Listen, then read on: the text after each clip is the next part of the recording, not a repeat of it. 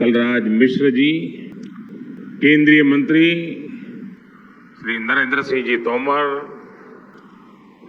अन्य सभी मंत्रीगण, संसद में मेरे साथीगण, विधायकगण और अन्य सभी महानुभाव, और आज इस कार्यक्रम में देश के लाखों स्थानों पर करोड़ों किसान हमारे साथ जुड़े हैं। मैं राजस्थान की धरती से देश के उन करोड़ों किसानों को भी नमन करता हूं और राजस्थान के मेरे प्यारे भाई बहन भी आज इस महत्वपूर्ण कार्यक्रम की शोभा बढ़ा रहे हैं। खाटू श्याम जी की ये धरती देश भर के श्रद्धालुओं को भरोसा देती है, एक उम्मीद देती है।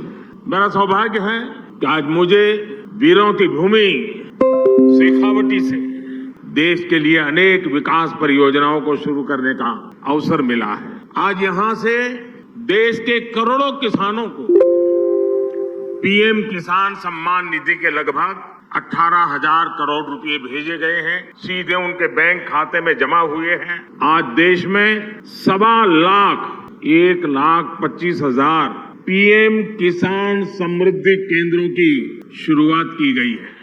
गांव और ब्लॉक लेवल पर बने इन पीएम किसान समृद्धि केंद्रों से करोड़ों किसानों को सीधा लाभ होगा।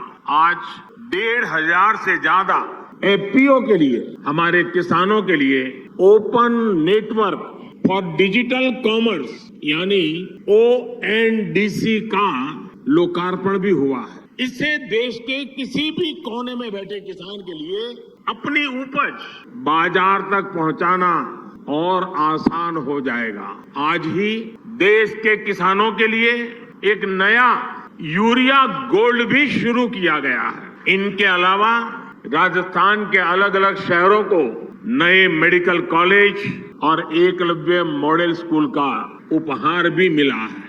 मैं देश के लोगों को, राजस्थान के लोगों को और खासकर मेरे किसान भाई बहनों को बहुत बहुत शुभकामनाएं देता हूं, बहुत बधाई देता हूं। साथियों, राजस्थान में सीकर और शेखावटी का ये हिस्सा एक प्रकार से किसानों का गढ़ है। यहाँ के किसानों हमेशा ये साबित किया है कि उनकी मेहनत के आगे कुछ भी मुश्किल नहीं है। पानी की कमी के बावजूद यहाँ किसानों ने धरती से भरपूर फसल लेकर दिखाई है। किसान का सामर्थ्य, किसान का परिश्रम मिट्टी से भी सोना निकाल देता है और इसलिए हमारी सरकार देश के किसान के साथ कंधे से कंधा मिलाकर खड़ी है। साथियों, आजादी के इतने दशक बाद आज देश में ऐसी सरकार आई है जो किसान का दुख दर्द समझती है, किसान की चिंता समझती है। इसलिए बीते 9 वर्षों में भारत सरकार द्वारा लगातार किसान हित में फैसले लिए गए हैं। हमने बीज से बाजार तक किसानों के लिए नई व्यवस्थाओं का निर्माण किया है। मुझे याद है, यहाँ राजस्थान के सूरतगढ़ से ही हमने 2015 में सॉइल हेल्थ कार्ड योजना शुरू की थी। इस योजना के माध्यम से हमने देश के किसानों को करोड़ों सॉइल हेल्थ कार्ड दिए। इन कार्डों की वजह से आज किसानों को मिट्टी की सेहत के बारे में पता चल रहा है, वो उसी हिसाब से खाद का इस्तेमाल कर रहे हैं। मुझे खुशी है कि आज फिर राजस्थान की धरती से किसानों के लिए एक और बड़ी योजना शुरू की जा रही है। आज देश भर में 1.25 लाख से ज्यादा प्रधानमंत्री किसान समृद्धि केंद्र राष्ट्र को समर्पित किए गए हैं। ये सभी केंद्र सच्चे अर्थों में किसानों की समृद्धि का मार्ग प्रशस्त करेंगे। ये एक तरह से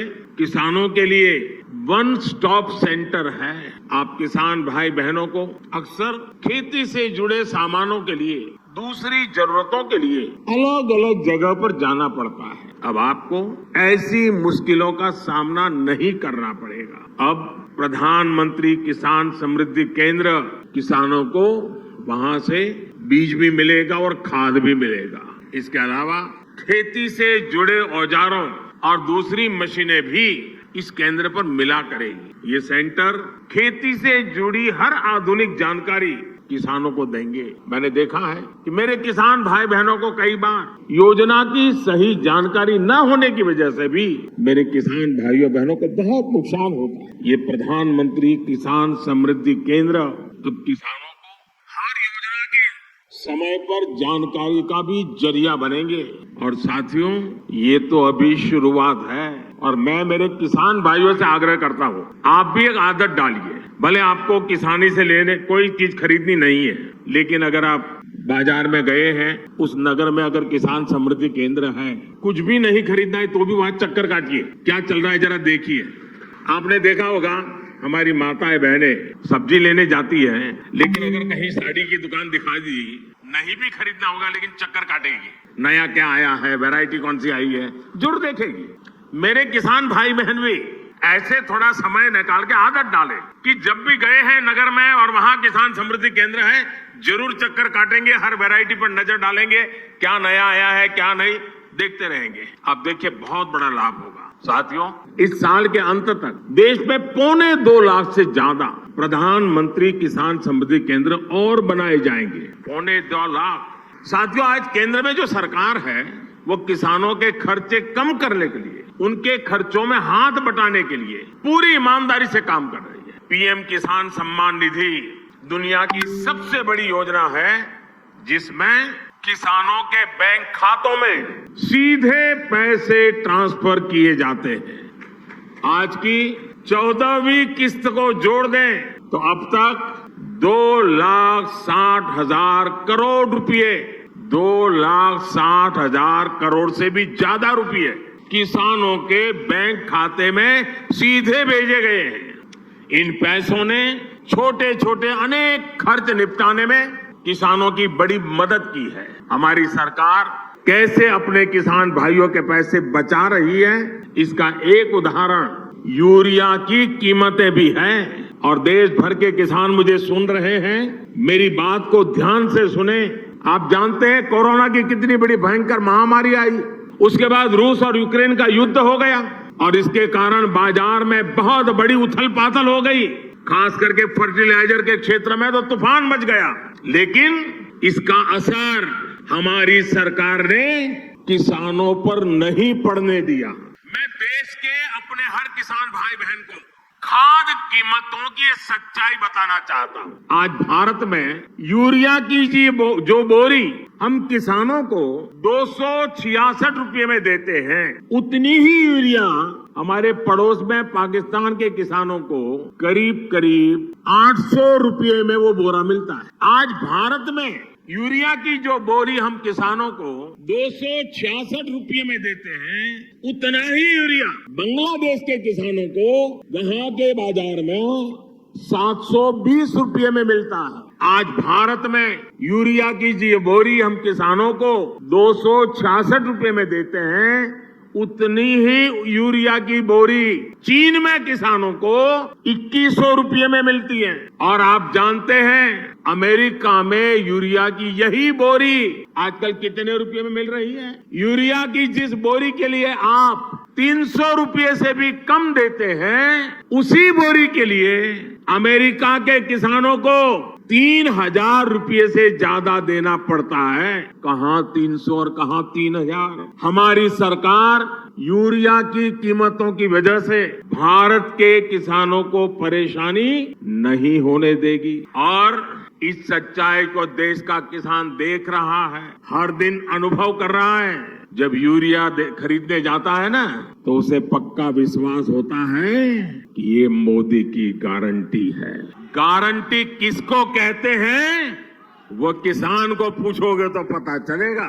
साथियों, राजस्थान में आप सभी किसान अपनी मेहनत से बाजरा जैसे मोटे अनाज उगाते हैं और हमारे देश के अलग अलग कोने में अलग अलग प्रकार से मोटे अनाजों की खेती होती रहे।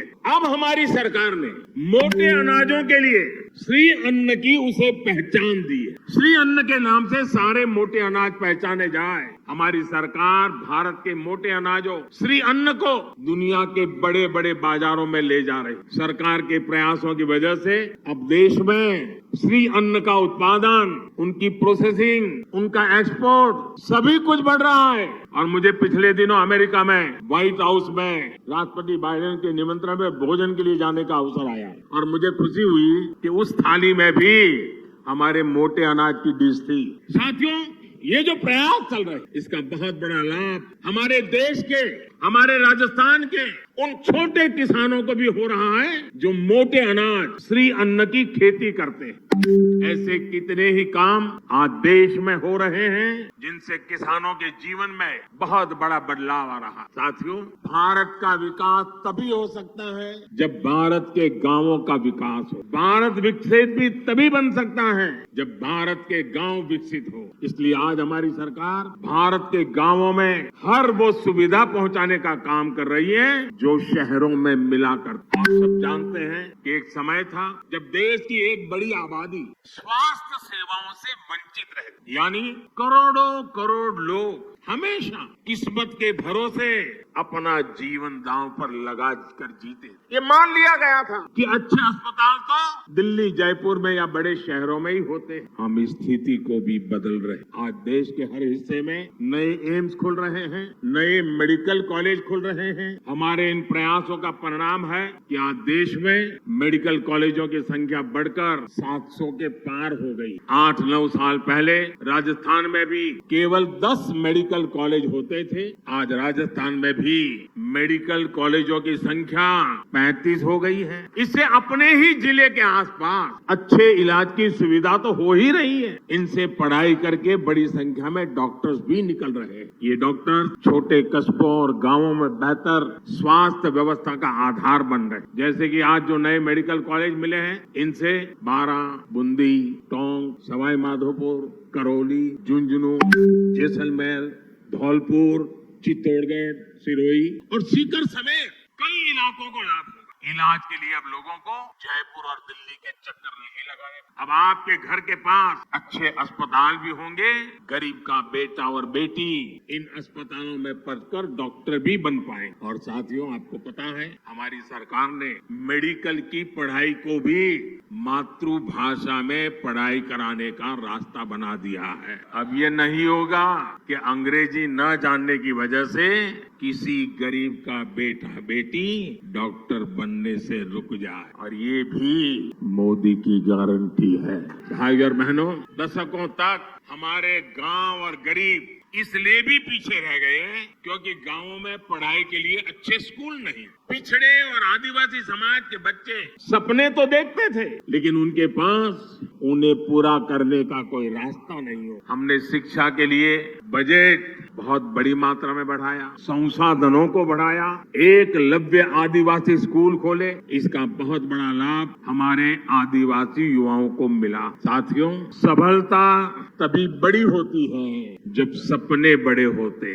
राजस्थान तो देश का वो राज्य है जिसके वैभव ने सदियों तक दुनिया को हैरान किया। हमें उस विरासत को संरक्षित करना है और राजस्थान को आधुनिक विकास की ऊंचाई पर भी पहुंचाना है। इसलिए राजस्थान में आधुनिक इंफ्रास्ट्रक्चर बनाना ये हमारी प्राथमिकता है। राजस्थान में बीते कुछ महीनों में ही दो हाईटेक एक्सप्रेसवे का लोकार्पण हुआ। दिल्ली मुंबई एक्सप्रेसवे का एक प्रमुख सेक्शन और अमृतसर जामनगर एक्सप्रेसवे के जरिए राजस्थान विकास की नई गाथा लिख रहा है। राजस्थान के लोगों को वंदे भारत ट्रेन की सौगात भी मिली है। भारत सरकार आज जो इंफ्रास्ट्रक्चर पर निवेश कर रही है, पर्यटन से जुड़ी हुई सुविधाओं का विकास कर रही है, उससे राजस्थान में भी नए अवसर बनेंगे। जब आप पधारो हमारे देश कहकर पर्यटकों को बुलाएंगे तो एक्सप्रेसवे और अच्छी रेल सुविधाएं उनका स्वागत करेंगी। हमारी सरकार ने स्वदेश दर्शन योजना के तहत खाटू श्याम जी मंदिर में भी सुविधाओं का विस्तार किया है। मुझे भरोसा है